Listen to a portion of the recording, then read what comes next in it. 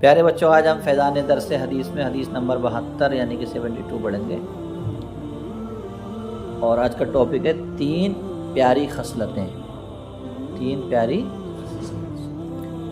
عن ابی ہریرہ رضی اللہ تعالی عنہ قال قال رسول اللہ صلی اللہ علیہ وسلم من کان یؤمن باللہ والیوم الآخر فلیکرم ضیفہ ومن کان یؤمن باللہ والیوم الآخر فلا یؤذی جارہ ومن کان یؤمن باللہ والیوم الآخر فلیقل خیرا او لیصمت۔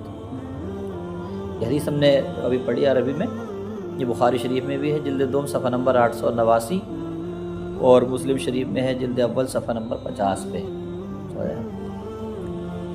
اس کا ترجمہ ہوتا ہے کہ حضرت ابو ہریرہ رضی اللہ تعالیٰ عنہ سے روایت ہے کہ جناب رسول اللہ صلی اللہ علیہ وسلم فرمایا، جو کوئی اللہ تعالیٰ اور قیامت کے دن پر ایمان رکھتا ہو وہ اپنے مہمان کا اکرام کرے، اپنے مہمان کا اکرام کرے، عزت کرے اس کی، اور جو اللہ اور قیامت کے دن پر ایمان رکھتا ہو اس کو چاہیے کہ وہ اپنے ہمسائے مطلب پڑوسی کو تکلیف نہ دے۔ بس میں آپ، اور جو اللہ اور قیامت کے دن پر ایمان رکھتا ہو اس کو چاہیے کہ اچھی بات کہے یا خاموش رہے، اچھی بات کہے یا خاموش رہے۔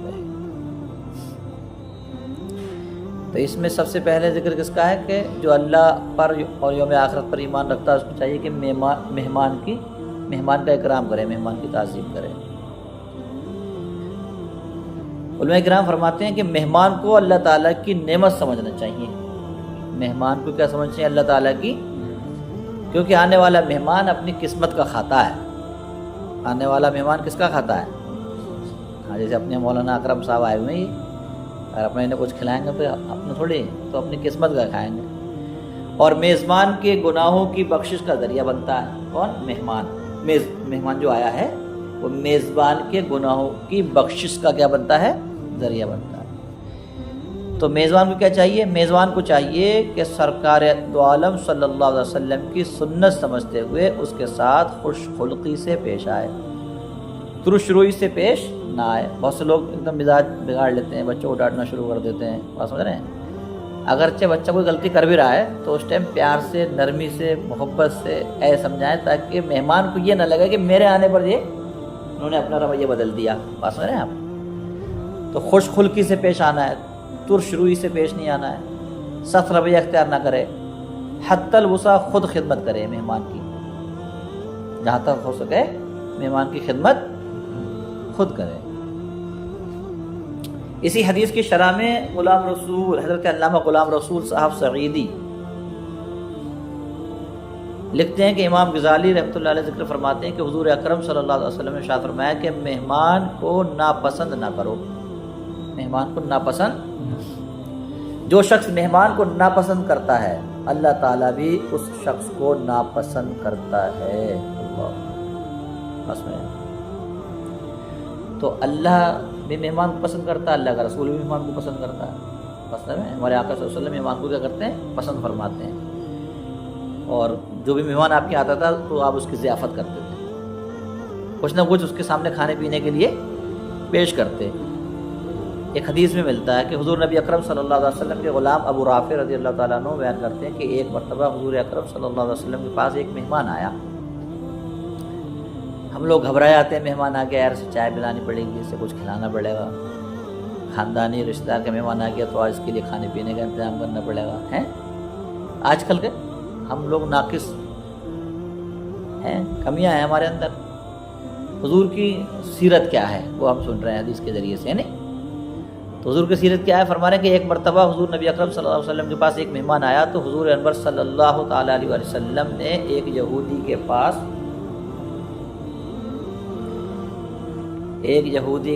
اپنی زرہ رکھ کر،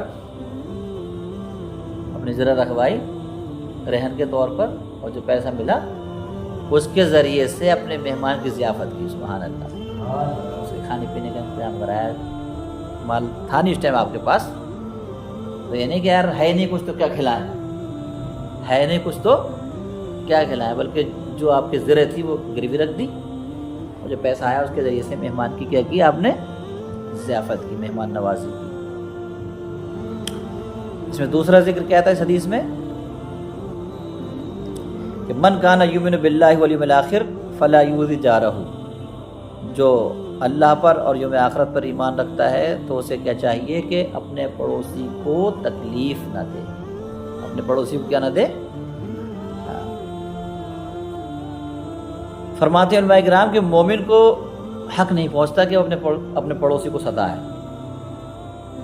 ایک ایمان والے کو اس بات کا حق نہیں پہنچتا ہے کہ وہ اپنے پڑوسی کو ستائے، بلکہ ایک روایت میں یہ ہے کہ آپ علیہ الصلوۃ والسلام نے ارشاد فرمایا واللہ، وہ مومن نہیں، حضور قسم کھا کے فرما رہے ہیں، واللہ مانے اللہ کی قسم، واو قسمیہ ہے یہاں پر، کہ واللہ وہ مومن نہیں جس کا ہمسایہ اس کی اذیتوں سے بے خوف نہ ہو، ہر وقت اس کا پڑوسی ڈرتا رہتا ہے اس کی طرف سے کوئی تکلیف نہ آ جائے، اس کی طرف سے کوئی پریشانی نہ آ جائے، کوئی بک نہ دے، تو حضور فرما رہے ہیں وہ مومن نہیں ہے۔ بات سنیں آپ، تو خیر یہ آپ کو پہلے بھی حدیث و حدیث بتایا میں نے کہ جہاں پر اس طریقے کی حدیث ہوتی ہے کہ وہ مومن نہیں ہے تو وہاں پر کمال ایمان کی نفی ہوتی ہے، نہ کہ ایمان کی، کیا کی نفی ہوتی ہے؟ کمال ایمان کی، مطلب یہ کامل مومن نہیں ہے، کامل مومن کی پہچان نہیں ہے کہ وہ کسی اپنے پڑوسی کو ستائے۔ بات سمجھ رہے ہیں آپ؟ تو ہمیں کیا کرنا ہے؟ پڑوسی کے ساتھ کیسا برتاؤ کرنا ہے؟ اچھا برتاؤ کرنا ہے۔ حدیث میں نے آپ کو سنایا تھا نہیں کہ پیارے آقا صلی اللہ تعالیٰ علیہ وسلم نے فرمایا کہ پڑوسی کے بارے میں حضرت جبریل علیہ السلام میرے پاس اتنے بار آئے بتانے کے لیے پڑوسی کے کیا کیا حقوق ہیں، سمجھ رہے ہیں آپ؟ پڑوسی کا یہ حقوق ہیں، پڑوسی کے یہ حقوق ہیں، کہ مجھے حضور فرماتے ہیں یہ اندیشہ ہونے لگا کہ کہیں وراثت میں بھی اب انہیں کو نہ بنا دے حقدار، یہ اندیشہ ہو گیا۔ بات سمجھ رہے ہیں آپ؟ کہ وراثت میں بھی حصہ ان کا ہونا چاہیے، تو آپ بتائیں کتنا پڑوسی کا حق ہوگا۔ بات سمجھ رہے ہیں آپ؟ سمجھ میں آ رہی بات؟ اور ایک معنی اگر دیکھیں، جو بھی ہمارے ساتھ رہ رہا ہے، جو بھی ہمارے پاس بیٹھا ہے، ایک اعتبار سے وہ بھی ہمارا کیا ہے؟ پڑوسی ہے، ساتھ میں بیٹھے ہونے ساتھی۔ آپ نے حدیث پڑھی تھی مولانا اکرم صاحب کہ تم میں بہتر وہ ہے اللہ کے نزدیک جو اپنے ساتھی کے ساتھ بہتر ہے۔ تم میں بہتر کون ہے؟ اللہ کے نزدیک جو اپنے ساتھی کے ساتھ بہتر ہے۔ تو ہمیں اپنے ساتھیوں کے ساتھ بھی بہتر رہنا ہے۔ اپنے دین کو دیکھیں گے، دین اسلام کو تو ہر طرف سے جو ہے کامل و اکمل و مکمل ہے، سبحان اللہ، بہترین تعلیم دیتا ہے ہمارا دین۔ بات سمجھ رہے ہیں آپ؟ ان چیزوں پر اگر لوگ عمل کر لیں تو معاشرہ ایک بہترین معاشرہ بن کے آئے گا سامنے، سبحان اللہ۔ سماج کے اندر ایک نکھار پیدا ہوگا اگر پیارے آقا صلی اللہ علیہ وسلم کی تعلیمات پر سب لوگ عمل کرنا شروع کر دیں۔ تیسری بات، آج آپ نے جو حدیث پڑھی اس میں تھی کہ من کان یؤمن باللہ والیوم الآخر فلیقل خیرا او لیصمت، کہ جو اللہ پر اور یوم آخرت پر ایمان رکھتا ہے تو اسے کیا چاہیے کہ یا تو بولے تو اچھا بولے، بولے تو کیسے بولے؟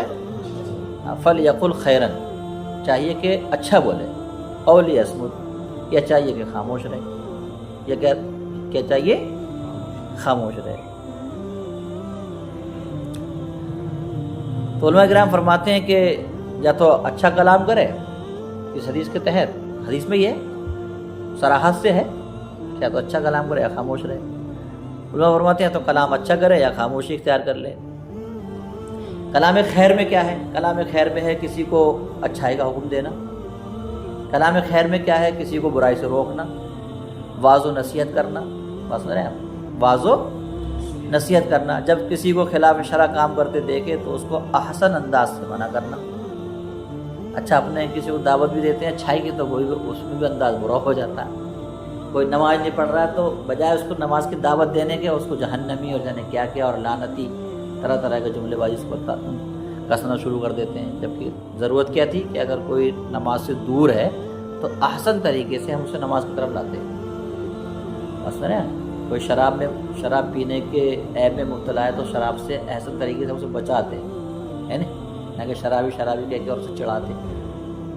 پہلے بڑی بات آپ کے تو یہ فرمایا جا رہا ہے کہ کوئی خلاف شراب بات دیکھے کسی کے اندر تو اس کو احسن انداز سے منع کرنا، یہ ہے کلام خیر۔ یہ کیا ہے؟ کسی کے اندر کوئی برائی دیکھے تو اس کو اچھے انداز سے اس کی برائی کو دور کرنے کی کوشش کرے، اسے کیا کہتے ہیں؟ کلام خیر۔ حدیث میں بھی یہی ملتا ہے۔ ایک اور حدیث من رأى من رأى منکم منکرا فلیغیرہ بیدہ فإن لم یستطع فبلسانہ فإن لم یستطع فبقلبہ وذلک ضعف الایمان.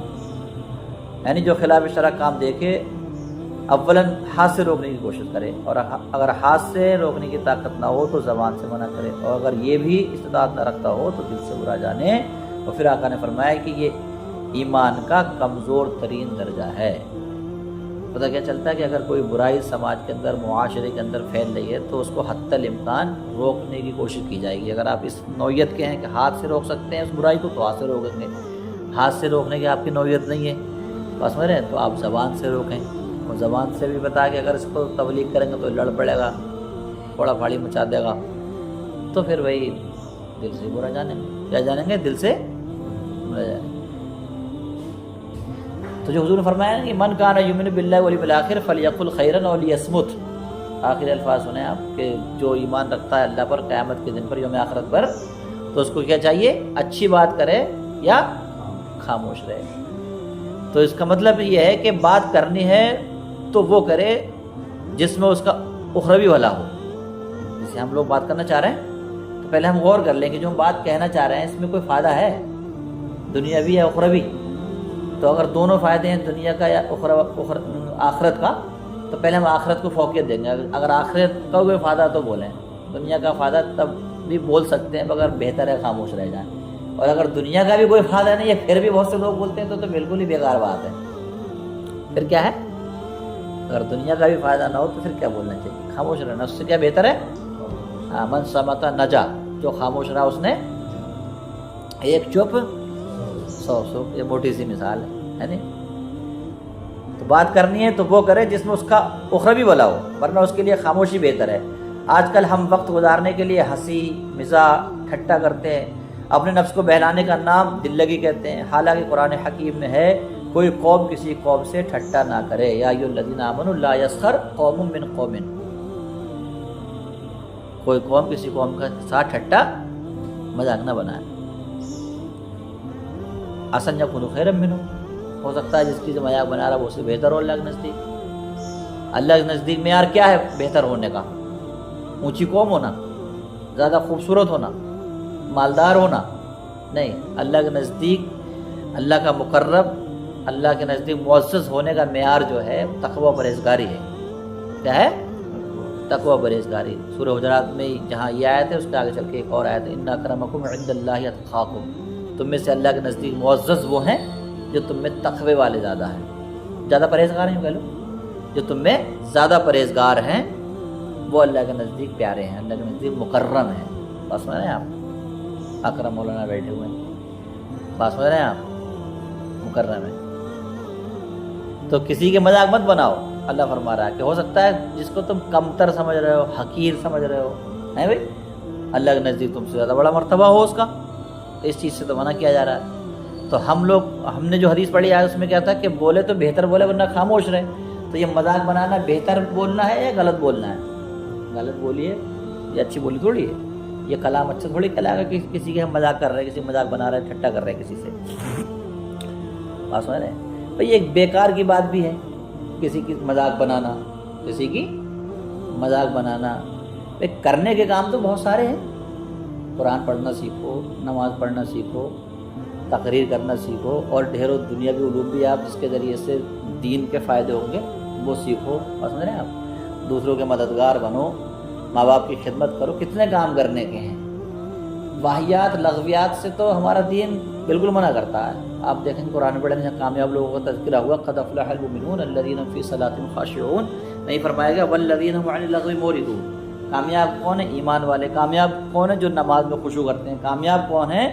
جو واہیات لغو بیکار باتوں سے اپنے آپ کو بچاتے ہیں. سبحان اللہ. بس میں نے اس طریقے کا مضمون حدیث میں بھی ہے، من حسن الاسلام المرئی ترکہ ما لا یعنیہ، یعنی آدمی کے اسلام کی خوبی، حدیث فرمایا جا رہا ہے کہ آدمی کے اسلام کی خوبی یہ ہے کہ وہ بیکار کی باتوں کو چھوڑ دے، لا یعنی باتوں کو کر دے، چھوڑ دے. تو آپ اس کی حدیث میں آپ نے 3 باتیں سمجھی جس کو تھوڑا تفصیل سے بھی سمجھایا گیا، اور پھر سے ایک بار اس کو دوہرا لیتے ہیں. کیا فرمایا پیارے آقا صلی اللہ علیہ وسلم نے؟ من کان یؤمن باللہ والیوم الآخر فَلْيُكْرِمْ ضَيْفَهُ، جو اللہ پر اور یوم آخرت پر ایمان رکھتا ہے اس کو کیا چاہیے کہ وہ اپنے مہمان کا اکرام کرے، تعظیم کرے، اس کی عزت کرے۔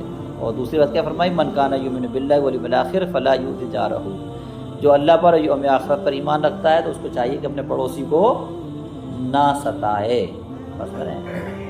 اور تیسری بات کیا فرمائی؟ مَنْ كَانَ يُؤْمِنُ بِاللَّهِ وَالْيَوْمِ الْآخِرِ فَلْيَقُلْ خَيْرًا أَوْ لِيَصْمُتْ، کہ جو اللہ پر اور یوم آخرت پر ایمان رکھتا ہے اس کو چاہیے کہ بولے خیر، اچھا بولے، اور لیصمت، یا کیا رہے؟ خاموش رہے، یا کیا رہے؟